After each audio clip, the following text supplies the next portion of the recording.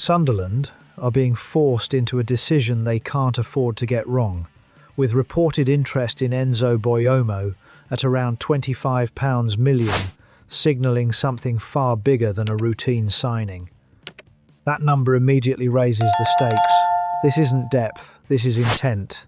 And if they misread what this team actually needs, the consequences won't stay contained to the back line. The situation is quite simple on the surface. Sunderland have competed well, but the defensive structure has started to show strain under sustained Premier League pressure. Not a collapse, but enough to shift games away from control and into chaos. And once matches become chaotic, Sunderland lose their biggest advantage, which is organisation. That's where this potential move becomes interesting tactically. Sunderland's system relies heavily on collective positioning rather than individual recovery. The centre-backs are expected to step into space, engage early, and trust the midfield to compress behind them. It works when distances are tight. But when those distances stretch, the defenders are exposed in ways the system can't fully protect. And that's where it becomes a problem. Because a defender at this price point isn't just arriving to fit in, he's expected to elevate those moments. Win duels consistently, dominate aerially, and recover when the structure breaks. That changes the dynamic completely.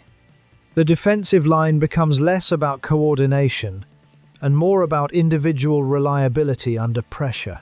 But this is where things shift. Opponents have already started adapting to Sunderland's approach. They're targeting wide channels more aggressively, dragging the defensive unit out of shape and forcing more isolated situations. That's not accidental. It's a response to how Sunderland play. And unless that pattern is addressed, any new signing walks into the same recurring problems. The timing makes it even more delicate. Second seasons in the Premier League are rarely forgiving. Teams have more data on you, more clarity on your weaknesses, and less hesitation in exploiting them. Sunderland are no longer a surprise. They're a known quantity, which means every structural flaw becomes more visible and more costly. From a financial perspective, £25 million isn't just a fee, it's a statement about expectation. That investment demands immediate impact, but also long-term value.